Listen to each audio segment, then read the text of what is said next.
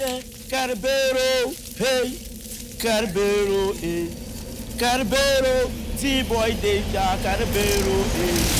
Na parambu nyasum pasara bila zama hankali songs na kati zanga hankali suma gobe taba domin shi so kama za mili kati dwala the boy danger man number varasara yalla param dite kwali danger kine face ai bora parambu nyasum to you come na kan zang ta ka zan chang te buam kam na kan sabu yalla param ka yuli habe ne mistake halis agan da kuni yalla param so kama da gan gwanda ma gana kin changa ankara sankara pula sankuli tamale tun gan kuni kan yina all my fans Wamia inu katinye taba. Come on, the boy danger. Wamia inu katinye taba.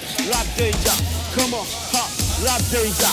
Carabero, hey, the boy Carabero, hey, hey, Carabero, Fatima DJ Carabera, hey, hey, Carabero, Arayena Jamaka Ula, hey, hey, Carabero, the boy danger, Carabero, hey, hey, Carazabro, Carabera, hey.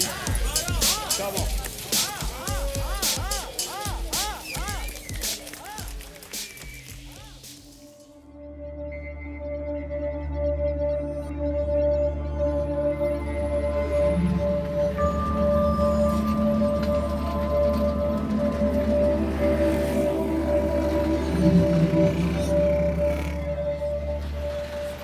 Let us be honest as Africans. Ghana does not want cocaine. So there are very strict laws on cocaine. We've stopped it. Once you see cocaine, somebody gets arrested. Ghana doesn't want armed robbery. Once we see armed robbery, there is something serious about it. As a country, we pretend we do not want e-waste, but we do not have laws to stop these second-hand goods from coming to this country.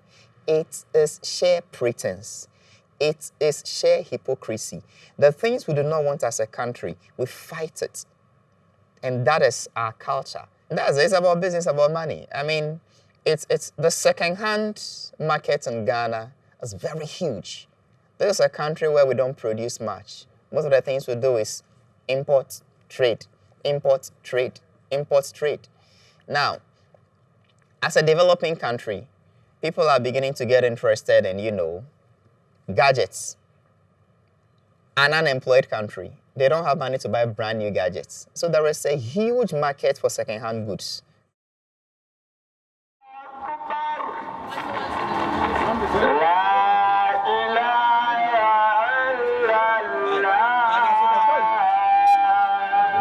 I mean, when you're probably bro.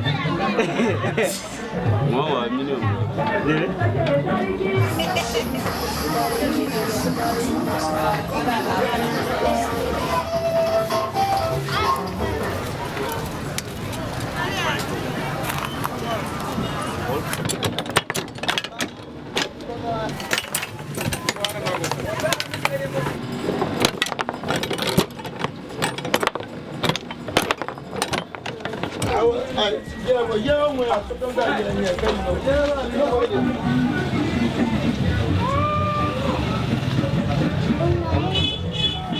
I repair a lot. A day I feel repair only one, and at some days come I feel repair like 3 or 5. We know what we are buying. If we want to buy, we do not buy which one we cannot repair. We buy one, the one we can repair on it. Yes, I like it because I want to have more knowledge more than the one I have here. So I like the way. I like the way. My brother learned, so I learned it from my brother. Do you know that in Spain for fixing computers normally you have a degree or you study something? And here everyone knows how to fix computers, I know. Everybody knows, they learn.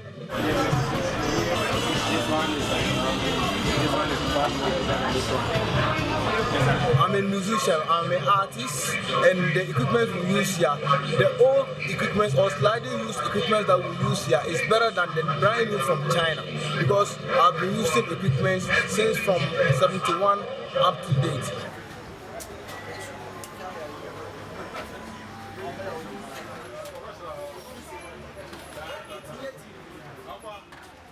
We buy home use electronics and we repair some, we sell some. Sometimes we buy them untested. That is, the rule of the game. Sometimes we buy it untested. Some people to test it before you buy. So the untested ones, when we bring them, sometimes we are able to fix them back. There are other ones too, they cannot be fixed. But mostly, when you buy about 100, about 80% can be repairable.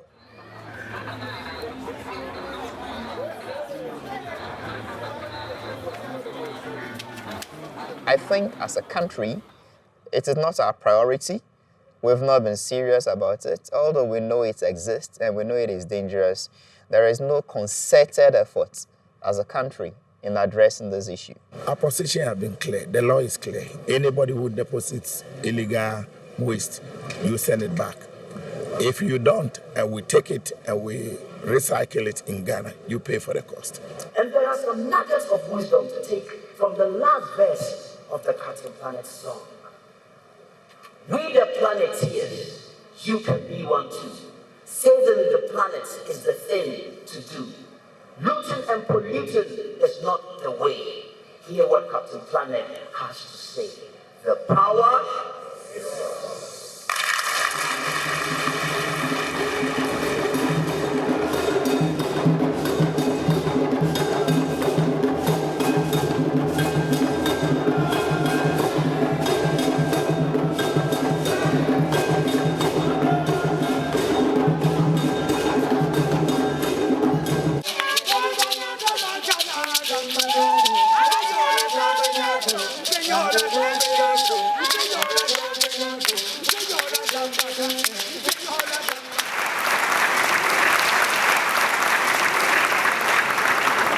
Achieving their bare objectives.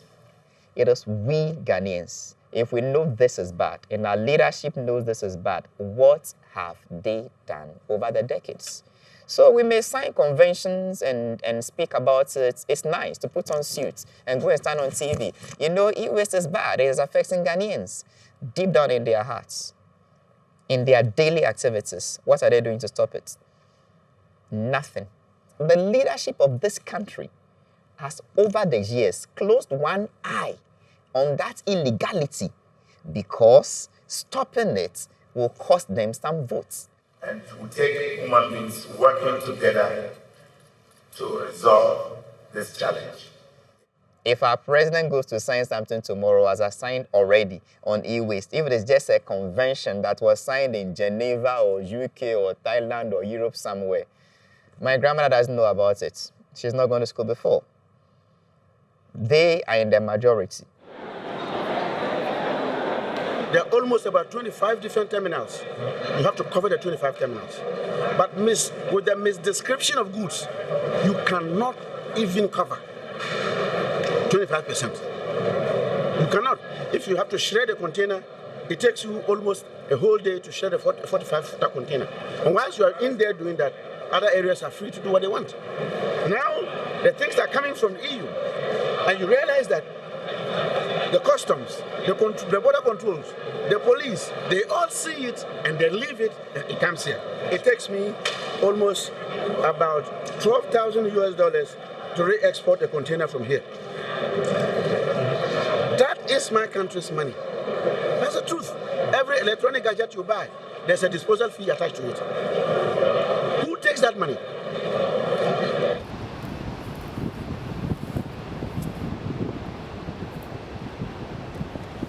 When they import these things and the things get to the Ghana ports, okay, the authorities of this country, they charge some tax on these goods. If you know these goods are bad, why are you charging tax on it?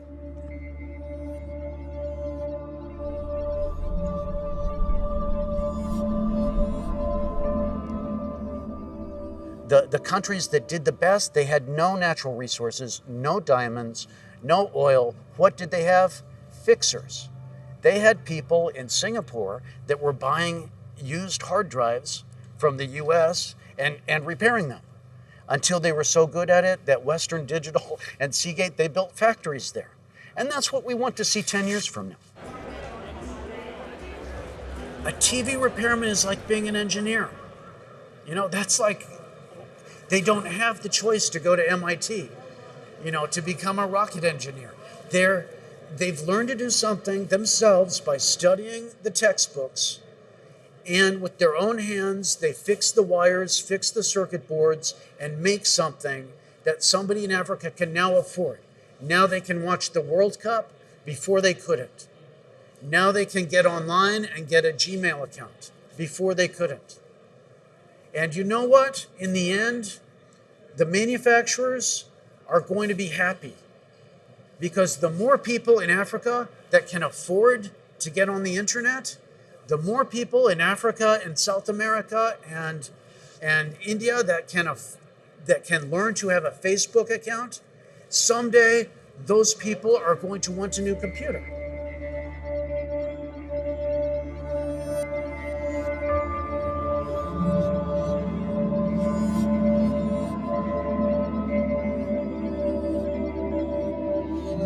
The government doesn't have the audacity, the courage, the tenacity to stop some of these things, because it is, you see, once you stop it, it affects several thousands of people. You're going to create a huge unemployment situation. If you go to Agbogboshi, there are several families who only put bread on their table through some of these things. They burn them looking for copper in it, or one aluminium, or one metal, or the other. Any government that says we are stopping all these things that are good is afraid to lose votes, is afraid to lose that constituency of voters. That is the issue.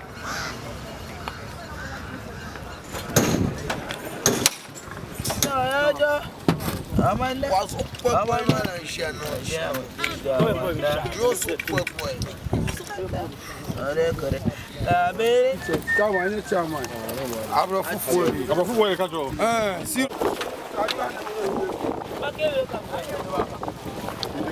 name is Razak. I'm Ben Kopes.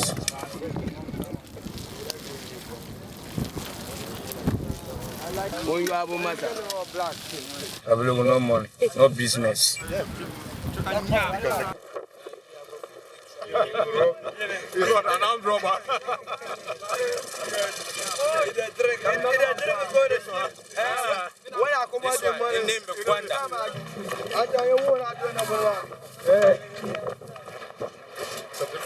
This is your palace? Yes. This is palace. You see this one? Okay. If I'm hot, then I will come drink. Yeah. And my body water will come back. The fire can't burn. So now here we sleep. You never get money to go get another house. Yes.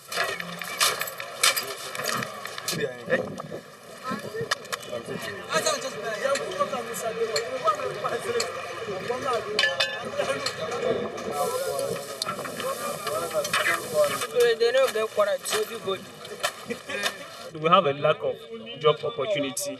It is our work. We can't stop it. Some even sent to hospital because of the cancer, because of they got cancer on it. So they can't stop it because of the work. When they stop it, they can't get money to eat. They can't even get money to save their life. For me, for instance, I have to do a work, which is what I can do. But sometimes we force ourselves to do things which we cannot do. But we force ourselves to do it because of our lack of money or lack of job. That's why we are doing these things. Some can even work here, so they die here but they want to get money. They didn't get it. At the same time, they die. I'm surprised.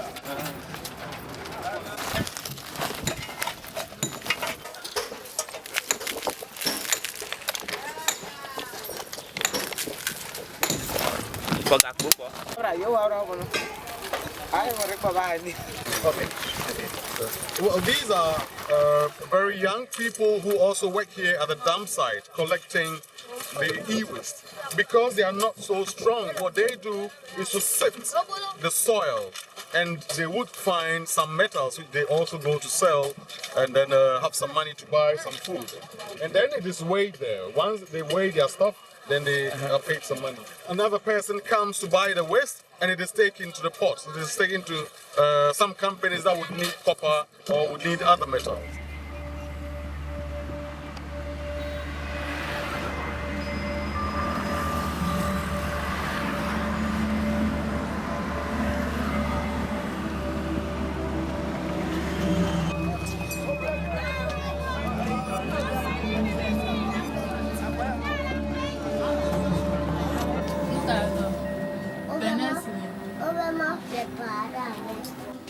Well, this is more or less the hospital for them. So if they come here, they will complain, oh, I have stomach, I vomit, I run, then you give them medicine.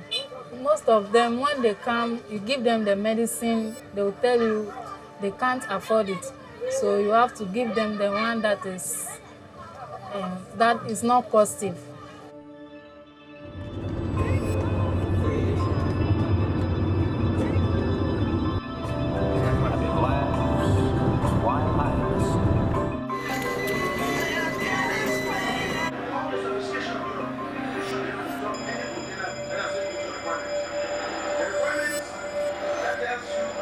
At Abergoshen, we found severe contamination of the environment around where the e-waste is being carried out with a whole range of chemicals.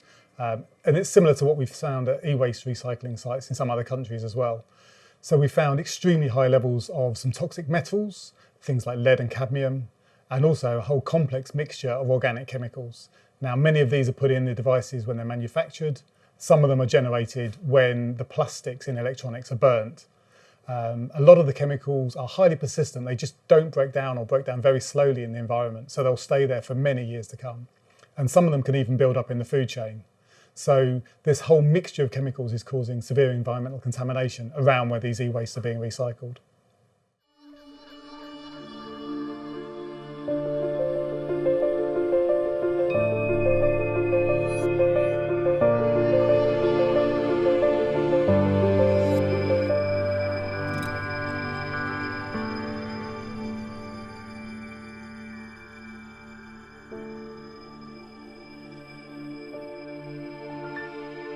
Somebody discovers a new problem, a new environmental problem, and you have to have a solution to it. And that's what the Basel Convention was for me. It was basically the international community's response to the phenomenon of waste dumping from developed countries in developing countries where there were no controls. People didn't even know what it was. People didn't know the danger. And you had this problem. You had massive amounts of really hazardous, dangerous waste being shipped from Europe and the United States and other developed countries to Africa, to Eastern Europe, and just dumped there. And people were, killed. Some people died. People got diseases. There was massive pollution.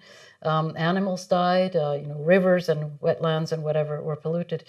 So for me, it was really at the time a solution to make people aware of this, that this is really a problem, that it had to be stopped.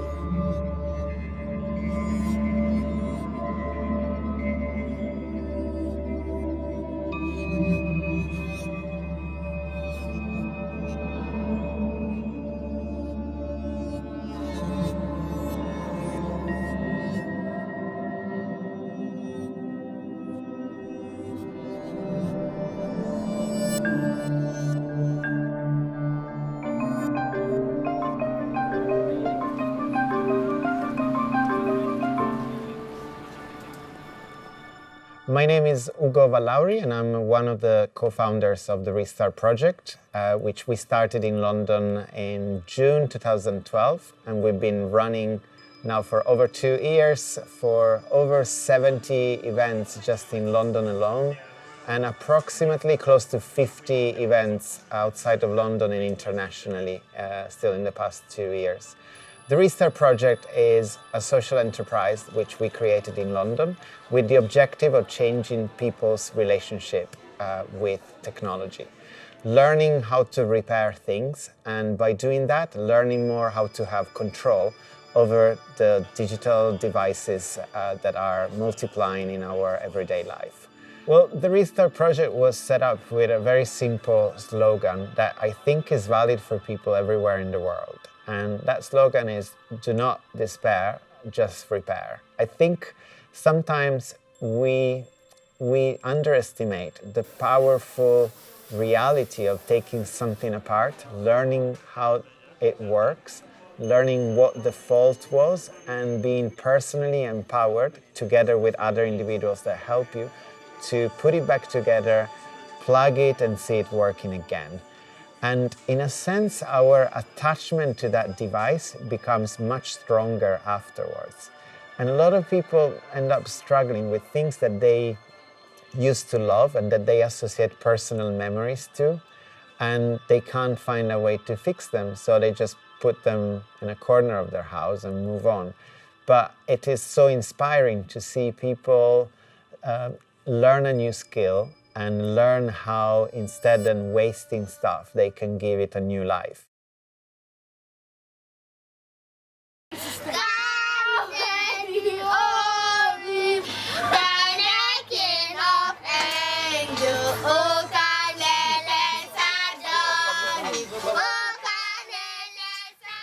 The problem is not telling us this thing is dangerous. Every Ghanaian knows that once you are burning these things and I'm consuming them, it is dangerous to my health. You don't need to go to school to know that, these fumes I am inhaling is dangerous to my health. Immediately it makes you start coughing. It chokes you. You can see it. You don't need to be a doctor. We know it is bad. That we know.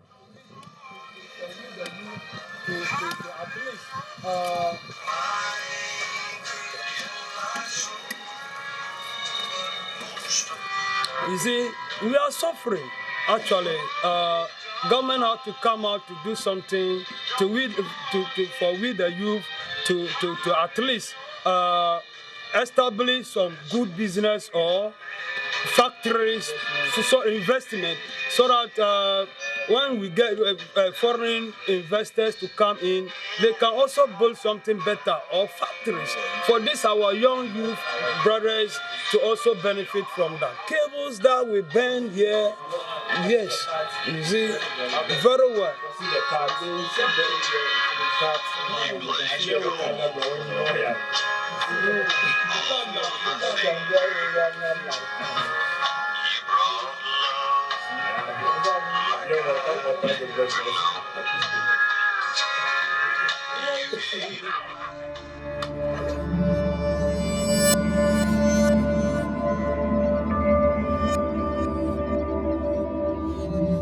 What we did was took three of the leaders, the three musketeers, Yaru, Awal, and Razak, and said, hey, you guys take 4 or 5 of these piles of wires that you were going to burn today, put them in a sack, and bring them up to Tamale with us next week, because we're going to do an experiment. We're going to show you something. Because it turns out that one of the laptop technicians is from the same village as them, and his dad's a metalsmith. Sule is Count Kamaldeen's dad. And Sule had these ideas when we said, hey, we need to do something constructive. He said, hey, what if we cut the wire in a way that it doesn't burn it, and my dad can hire some people to help him make it into jewelry, and we can tell people, hey, when you buy this, instead of donating money or having your taxes go to $1 million shredding machine, that you can have a direct impact. And I don't know if it's going to work, but it's cool to see, an African technician bring his idea to the table.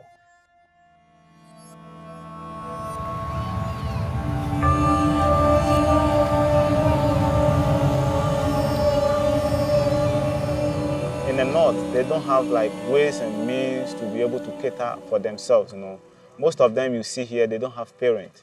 Some have single parents, some don't at all. So due to this, they were brought here to be able to work and send some money home and also feed themselves. But when they come here, they found out that here is not like what they have been told, or people told them to be. So now they are here and they are sleeping over here on this dump site, what we call the e-waste. So they sleep here always, both afternoon, morning, and evening. They eat over here, they do everything over here by burning this crab. So when they burn this crab, they earn something small, like 1 Ghana cedi, 2 Ghana cedi, up to, let's say, 5 Ghana cedi. Those who want to become mechanics, those who want to become, they want to become seamstress. You know, the boys run from there because there's no job in the north. So when they are here, the things that they burn, small, the copper and the rest, they sell it to make some small money, because in the north, it is like farming. And if, let's say, it is not raining, you can't go to farm.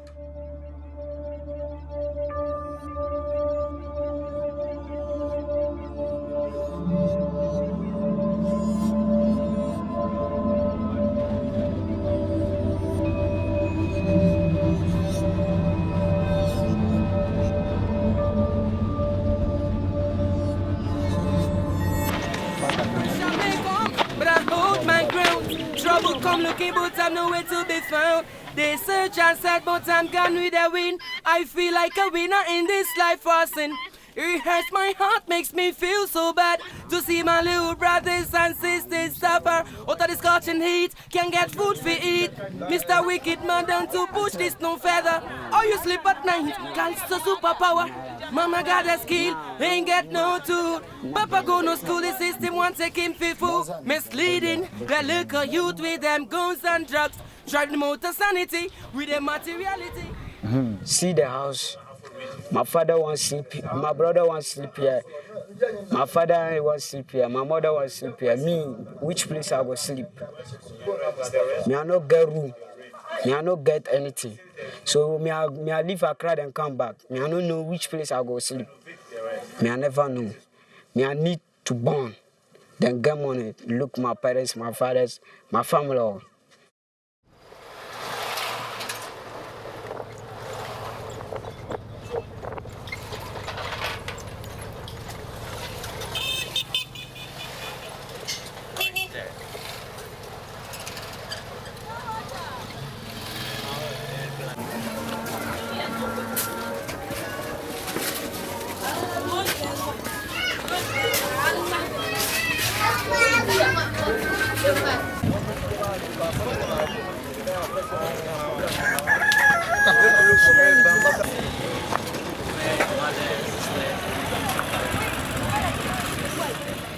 As you can see the flag down there, that is where I used to sleep, where we're heading to, where you can see Ghana flag hanging. That is where, when I came, I usually sleep. It was a place we used to just spread a box around, and then you get something little to just cover yourself, then you sleep.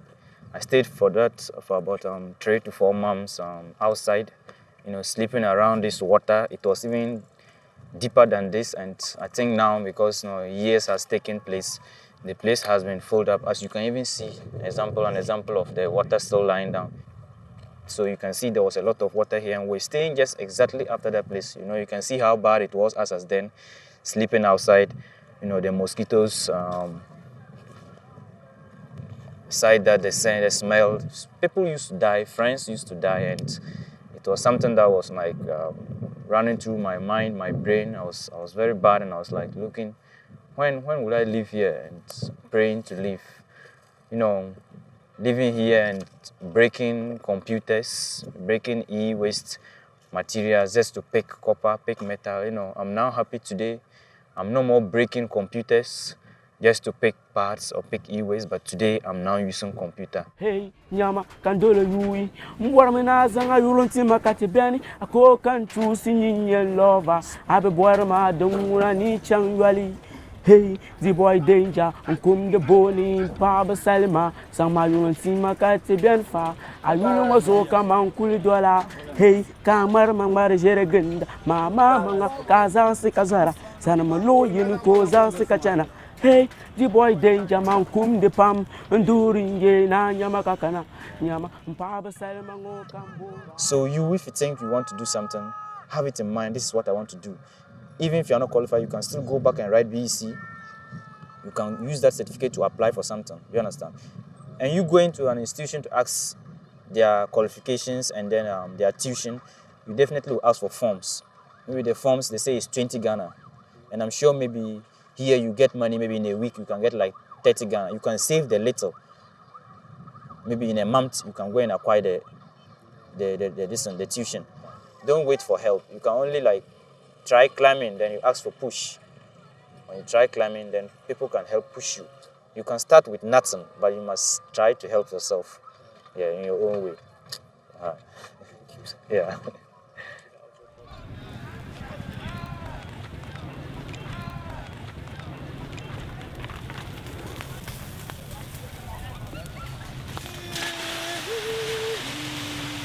I'm a real survivor. I'm gonna stay alive even in any danger zone.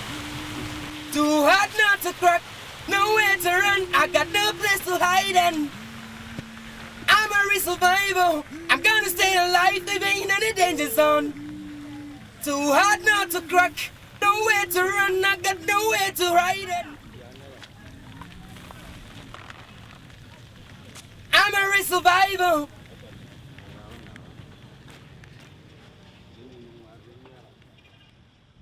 As a foreigner, you may look at e-waste from only what comes into the country as second-hand goods in form of electronics or even very old cars or whatnot.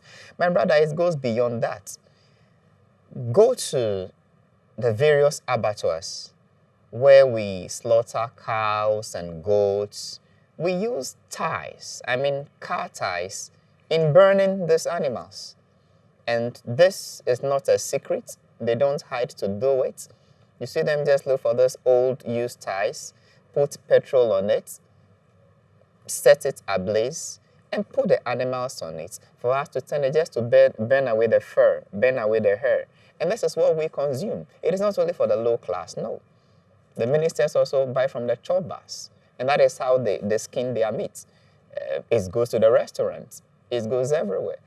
These are day-to-day challenges of e-waste we are seeing.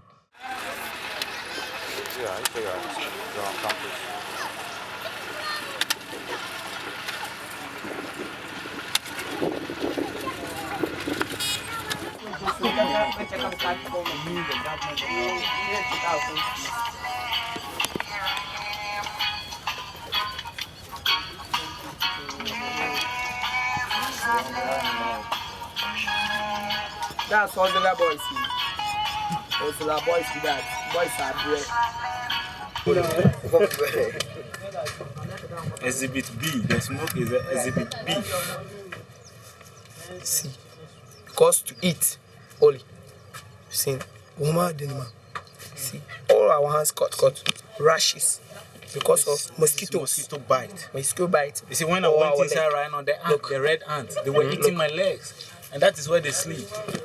See, you see their body. All our body. Look, scratches. Mosquitoes. See, mosquito bite. You want medicine to treat all our body. Mosquito bite. Mosquitoes. See all my displays. All is displays. Mosquito bites. My body is aching.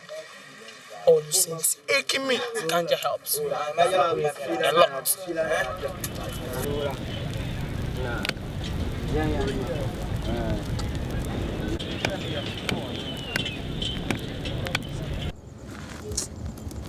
Like say us, we people will not get money.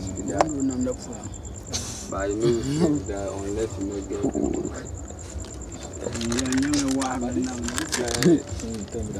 how the person 15 million. Like how you buy low 10 million. You see the one they talk about? No. You see that building? Yeah, what inside the one? But if I can, you go burn them fast. I will like you for this. Imagine I want that fast. We are point here. 150 of them. I won't point here. One year, tomato no sugar deal. I'm a government.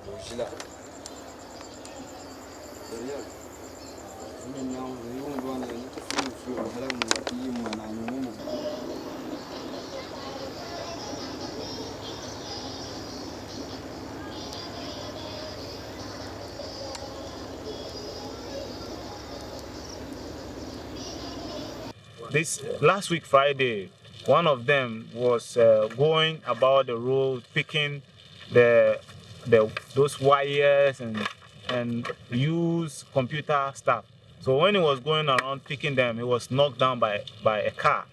So he didn't die on the spot, but the lady who knocked him with the car have to rush him to our teaching hospital, which is Kolebu Teaching Hospital. But when they got there, the doctors over there didn't attend to him. And due to that, he died. He died on the spot. As we buried him, we have to send part of his, we have like something that we call tradition. So part of the stuff that they move from the fingernails and stuff, we have to be able to send him to the mother, who is the only family in the north. The village that he comes from is Savlugu. So we have to be able to carry the remaining of the body to Savlugu for the family to also see and believe. Because when they see the remaining, they know that yes, it is true, the son is dead. Yeah, so because we don't have the money to go through the necessary procedure where he was not taken care of, and he have to die.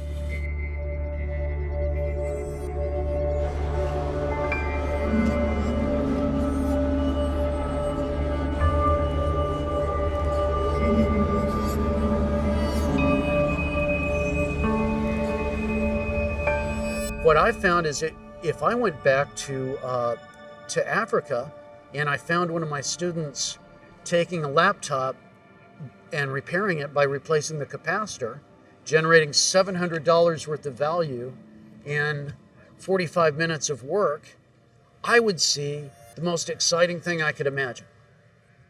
And right now, the problem is that a hotel like this one with more than 1,000 rooms, they replace televisions, the big working CRT televisions, from hotels like this around the country and around England.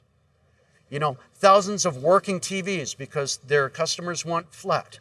Somebody like Joe Benson in London sees, hey, suddenly there's 600 working CRT televisions. He takes them and he sells them, and if you go there, you'll find those are not the TVs being filmed with the kids in the dumps. The kids in the dumps have some white monitor from 1995. That's what's being burned. But what's happening is people are reacting not to the color of the black TV or the white monitor, they're reacting to the color of the kids. And it's turned into a bizarre racial profiling of the best and brightest people in Africa.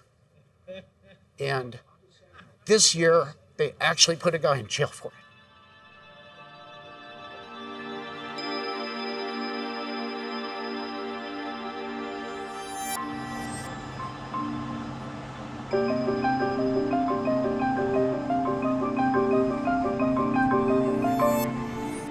Our business is mainly for reuse, buy and sell.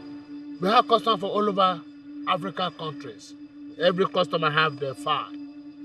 They have their passport copy on it. They have the company name. They have their invoices.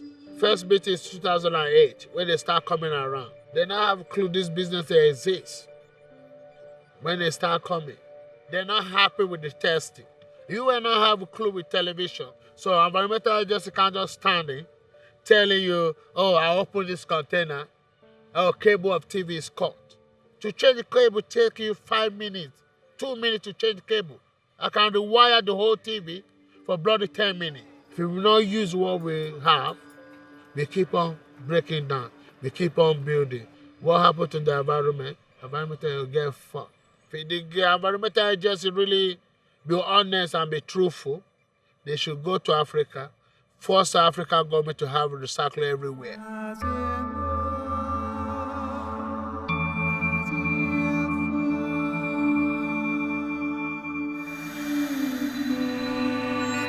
People like Joe Benson and others to engage in the same type of business are actually doing something very sensible, because they're making sure that people who cannot afford to buy new products, as he also said, can still make use of this equipment, and the equipment's life will be prolonged. He, as a businessman and somebody using common sense, would not pay for something that is waste. If something is used and reused and reused and reused, And in the end, there will come a point where it does become waste. And there he said, when that happens, there's no recycling facilities in Africa, which is also very true. The traditional notion that the legislation like the Basel Convention is based on is, to put it in a simplified manner, that everything that's used is waste. And that is the reason for that is, as I said, that at the time when the convention was negotiated in the late 1980s, you did not have e-waste as a problem. It's not really clearly defined what is e-waste and what isn't. My vision, if that's not too grandiose of a word, is really to see a world where wastes become resources.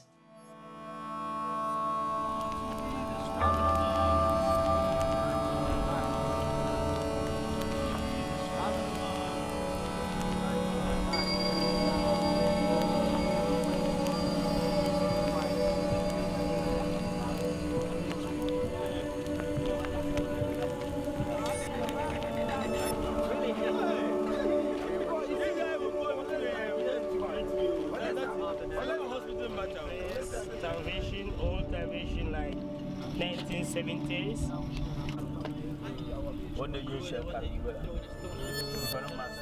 Whereby John Bessie is not the only person who is shipping used electronics to Ghana. Simply, I'm part of it. I'm one of them. Simply because the reason why I say I'm part of it, I'm one of them. The government charged me duty, and I can pay like $10,000 or more when it comes to duty. So I see that day to day, it's going to take time for them to realize what we are telling them to do is the right way. It's going to take time, but we can't just use one day to force them to change what they are already used to. But to me, my opinion, I believe them being the leaders of that place, if we let them know all these things and we let them know the effect of burning, if we let them know that it have harm to them in the future, I think they too, they are human beings, they want to live for long. 5 years ago, it went insane. Interpol created a thing called Project Eden to start to arrest all of the people who were importing televisions to Africa.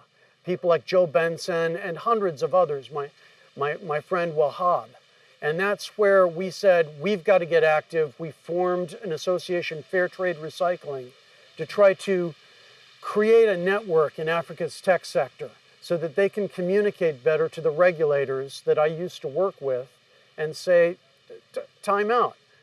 And the environmental community needs to wake up to the idea of collateral damage, that by raising money in this way and telling ourselves, patting ourselves in the back that we're the great white savior, saving these people, when actually, if you arrested 1,000 Joe Bensons, if you arrested every Wahab, you would do nothing to stop the flow of material into Agbogbloshie that was imported 20 years ago.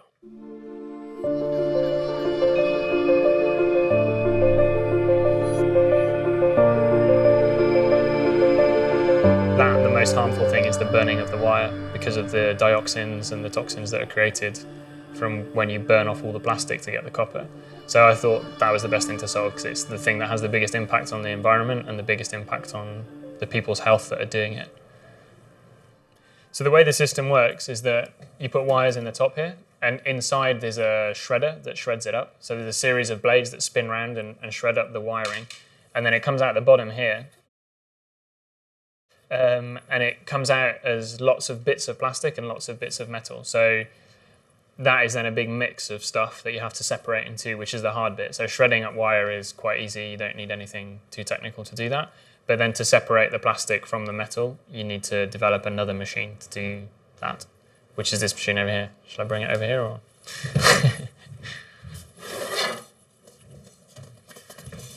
And so the way this device works is that there's a pump that sits under the bicycle wheel, and it pumps water into here, and it comes out of holes up here, and it also causes this basin to rotate.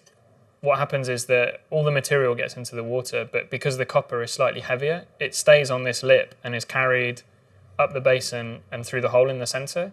But because the plastic is slightly lighter, it gets washed away out of the basin and into here. So then you end up with all the copper being collected in a small bucket that sits behind the hole, and then all the plastic ends up in the basin. That's basically it. I'm happy with it as in it's a system that works, but I'm not happy in terms of the fact it hasn't actually been deployed. It's not something that's been implemented. At the moment, it remains a concept rather than a solution. So the key is making sure that money comes back down in the system to the person who is cycling, and therefore they do it because they earn a lot more money, or up to 30% more money from the cycling. So I think really you don't need to explain a technicality or explain an environmental reason for doing it. It has to be that you explain a financial reason for doing it. If you do this, you can make more money than you do at the moment. And I think that's how you can convince people to use a system like this.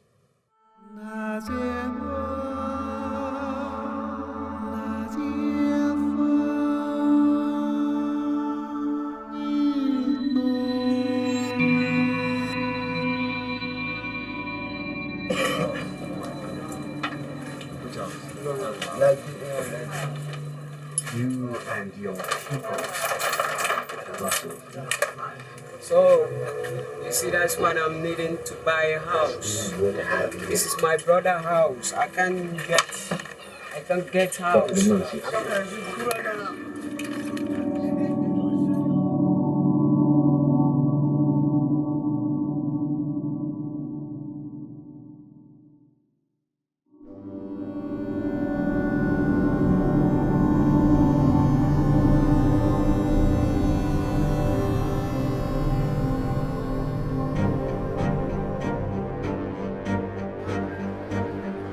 Put your camera down, pick Trotro, our local commercial bus.